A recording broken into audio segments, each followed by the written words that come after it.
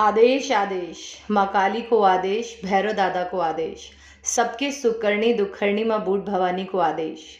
ऊर्जा अ centre of तंत्र मंत्र एंड अघोरी विद्या में आपका स्वागत है।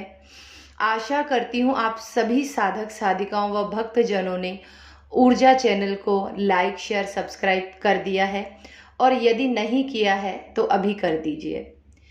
जैसा कि पिछली वीडियो में मैंने आपसे वायदा किया था कि मैं आने वाली वीडियो में भैरव दादा को चढ़ाए जाने वाली सामग्री, भोग विधान आदि के बारे में आपको बताऊंगी, और आप लोगों ने इतने दिन उस वीडियो का इंतज़ार किया, उसके लिए धन्यवाद।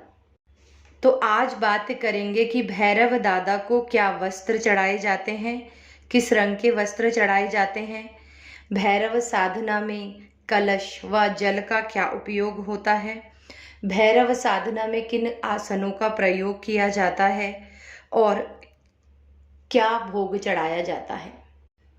तो आशा करती हूँ एक बार और कि आप चैनल को लाइक शेयर सब्सक्राइब करें, वीडियो में अंत तक बने रहें, क्योंकि ये जानकारी ऐसी है, यदि आप साधक साधिकाएं हैं तो आपको भैरव साधनाओं की जानकारी होना बहुत ही आवश्यक है। इसीलिए वीडियो में अंत तक बने रहें। अब बात कर लेते हैं कि भैरव साधना में किन वस्त्रों का प्रयोग किया जाता है। वस्त्र का साधनाओं पर काफ़ी असर होता है, और काल भैरव की अधिकतर साधनाओं में काले वस्त्र ही पहने जाते हैं। और काले वस्त्र पहनने का कारण ये है कि माना जाता है पुरातन काल से ही कि इससे साधनाएं जल्दी सफल देती हैं। परंतु साधनाओं में कई बार वस्त्र तामसिक व सात्विक साधनाओं के आधार पर चुने जाते हैं। भैरव साधनाओं में तामसिक साधना में 2 वस्त्रों का प्रयोग और चलन है, एक धोती और ऊपर ओढ़ने के लिए गमछा। और यदि वो धोती व गमछा सिले हुए ना हो तो और भी बेहतर, क्योंकि जप तप साधनाओं में माना जाता है कि सिले हुए वस्त्र से हमारे शरीर पर जो साधनाओं के समय ऊर्जा इकट्ठी होती है वो छिद्रों से बाहर की ओर निकलने लगती है। इसीलिए कुछ लोग लाल वस्त्रों को अहमियत देते हैं। बटुक भैरव व सौम्य साधनाओं में व सात्विक साधनाओं में लाल रंग के वस्त्रों का प्रयोग किया जाता है, जो शुभ कार्यों में भी प्रयोग होते हैं। अब बात करते हैं साधनाओं में कलश स्थापना। हमारी सभ्यता में कलश का बहुत ही बड़ा महत्व है। कोई भी शुभ काम हो वहाँ कलश स्थापना का विधान होता है। पीतल तांबे का कलश या कमंडल रखा जाता है। जैसा कि हमारे दैनिक जीवन में भी जब हम किसी भी प्रकार की पूजा पाठ करते हैं तो जल को साक्षी मानकर, 5 तत्वों में जल को साक्षी मानकर कलश की स्थापना की जाती है। किसी भी पूजा पाठ में धूप दीप जल अर्थात कलश, नैवेद्य अर्थात मिठाई या भोग फल आदि को प्रयोग करने से साक्षात शक्तियाँ वहाँ स्थापित हो जाती हैं, और जो भी आप जब तप या साधनाएं करते हैं तो शक्तियाँ पूर्ण रूप से वहाँ बस जाती हैं। बात करते हैं भैरव साधना में आसन प्रयोग की। भैरव जी की जो साधारण साधनाएं की जाती हैं उनमें कई प्रकार के आसन का प्रयोग साधनाओं के अनुसार से किया जाता है, या कई बार लाल रंग के आसनों का भी प्रयोग किया जाता है। हाँ, एक बात ज़रूरी है कि आप साधना में रंग कोई भी प्रयोग करते हैं पर वो आपकी साधनाओं के ऊपर आधारित है कि आप कौन सी साधनाएं कर रहे हैं, किस शक्ति की साधनाएं कर रहे हैं। शक्ति की साधनाओं के अनुसार ही आपके आसनों का प्रयोग होता है। वैसे भी खुली भूमि पर बैठकर जब साधना या पूजा पाठ नहीं की जाती।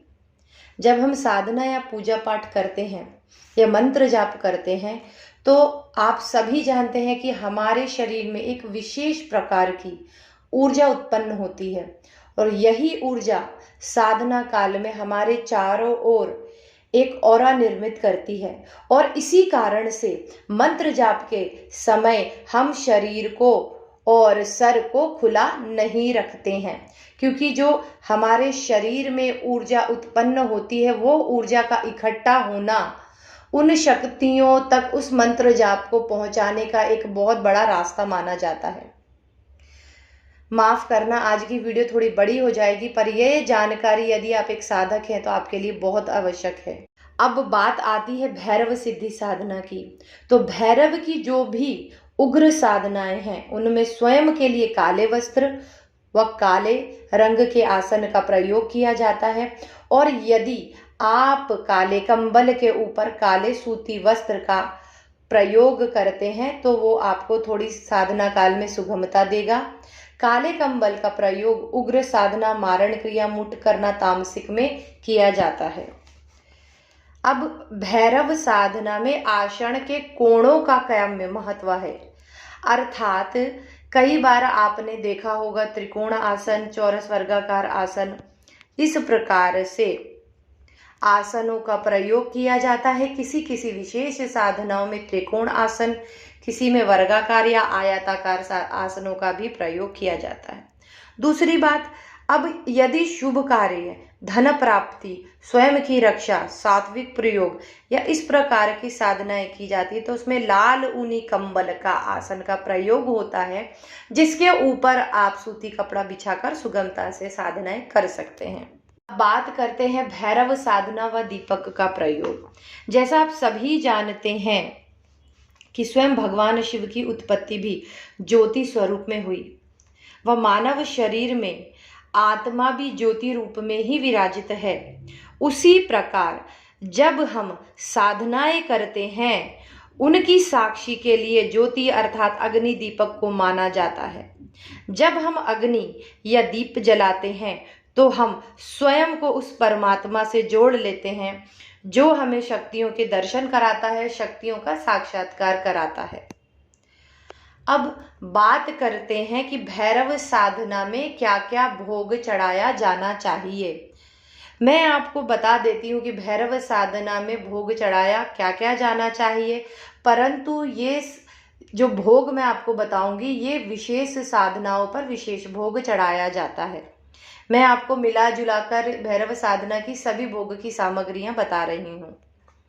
अब भैरव साधना में चना, पापड़, पान बताशे और लौंग बताशे जोड़े वाले, जलेबी, इमरती, अंडा, मांस, दारू, नारियल के लड्डू, उड़द का पापड़, दही, दही वड़े और हलवा, हलवा अर्थात जिसे सिरा भी कहते हैं, जो तेल में बनाया हुआ होता है, और कारण, इन सब का भैरव दादा की साधनाओं में प्रयोग किया जाता है।